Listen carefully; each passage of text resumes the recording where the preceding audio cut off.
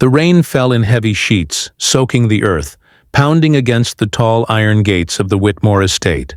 The sprawling lawns, usually trimmed with precision, had turned into a swamp of mud and puddles. The mansion itself stood like a fortress of privilege, cream-colored walls towering against the stormy sky, its windows glowing faintly in the dark. For outsiders it was a dream, a palace of unimaginable wealth, a symbol of success carved out of ambition. But on this night, at the edge of the estate under the shadow of an old oak tree, reality painted a very different picture. There, collapsed against the rough bark, sat an elderly couple. Their bodies trembled under the cold downpour. Their clothes clung to their thin frames like rags, their faces lined with exhaustion. The woman leaned heavily on the man's shoulder, her eyes closed, lips slightly parted, as though the rain had drained the last bit of strength from her. The man, though weak himself, kept his arm around her, holding her as if she were the only treasure he still had in the world. Beside them lay a battered suitcase, its lock rusted, leather peeling from years of use. The lid had sprung open in the mud, its contents spilling into the rain. A threadbare blanket, useless now that it was soaked through, a bundle of old letters, the ink blurring into unreadable stains, and a pair of framed black and white photographs, one of them as a young couple on their wedding day, smiling with boundless hope, another of a soldier in uniform, strong and proud. They had once been vibrant, full of dreams. Now they sat in the mud outside a mansion, reduced to silence by life's cruelty. It was at that very moment that Alexander Whitmore arrived. His black sedan purred softly as it rolled up the driveway, headlights cutting through the storm. The door opened, and out stepped Alexander. Tall, sharp, immaculately dressed in a navy suit. He had built his empire from nothing, driven by ambition, known in business circles as a man who never blinked in the face of competition. He was used to control, to power, to luxury. But as his polished shoes splashed into the puddles, he froze mid-step. His eyes locked onto the couple under the oak tree, and for the first time in years, Alexander felt his chest tighten. The storm seemed to fade into the background. He could hear only the shallow breaths of the old man, the faint shiver of the woman's frail body. He glanced at the suitcase, the photographs, the letters bleeding into the mud. Something inside him stirred. A memory. A wound he had long buried.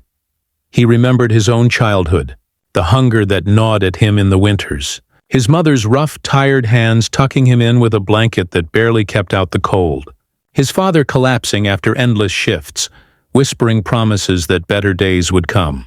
Alexander had escaped that world through sheer determination, swearing never to look back. But here it was again, in front of him, like a ghost of the past that refused to be ignored. His throat tightened. He couldn't just walk past. Not tonight. Alexander stepped closer, kneeling in the mud beside them. His voice, usually firm and commanding, came out cracked and soft.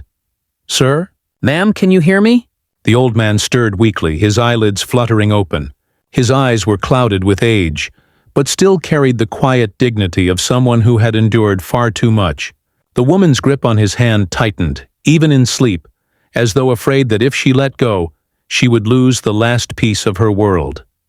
Without hesitation, Alexander shouted for his staff. "Blankets, now! Hot tea, warm clothes, quickly!" His voice carried urgency that surprised even him. The mansion that once only served as a monument to his success became, in that moment, a place of rescue. Servants rushed, bringing towels and blankets. Alexander himself wrapped the couple, ignoring the rain that ruined his expensive suit. He lifted them gently, supporting their fragile frames with his own arms, and guided them into the glowing warmth of his home. Inside, the transformation was immediate. The storm faded behind the thick walls, replaced by the crackle of the fireplace. The couple, introduced as Henry and Martha, were given warm clothes and steaming cups of broth. Slowly, color returned to Martha's cheeks. Henry's trembling eased. They were alive, but barely. As they sat wrapped in blankets, Alexander listened to their story. Once they had a small home filled with laughter. Henry had worked tirelessly to provide. Martha had raised their children with devotion. But time had not been kind. Their children had grown distant, chasing their own lives and forgetting the hands that had raised them. Illness had drained their savings. Debt had taken their home. With nowhere else to go, they had wandered until their bodies failed them, and fate had carried them to Alexander's gate. Alexander's chest ached as he listened. He thought of his own estranged brother, the bitter silence that had stretched between them after a fight over their parents' inheritance. He thought of the holidays he had missed, the calls he had ignored, all in the name of business and ambition. Looking at Henry and Martha, he realized something with painful clarity. This was what neglect looked like. This was where the absence of compassion led. The days that followed changed everything. Alexander made sure doctors cared for them. He arranged for fresh clothes, proper meals, and long nights of uninterrupted sleep. Slowly, Henry regained his voice, Martha her smile. They would sit by the fire telling Alexander stories of their youth, of first dances, of hardships survived together, of a love that had carried them through decades. But the greatest change was not in Henry or Martha. It was in Alexander. The more time he spent with them, the more the hardness around his heart melted.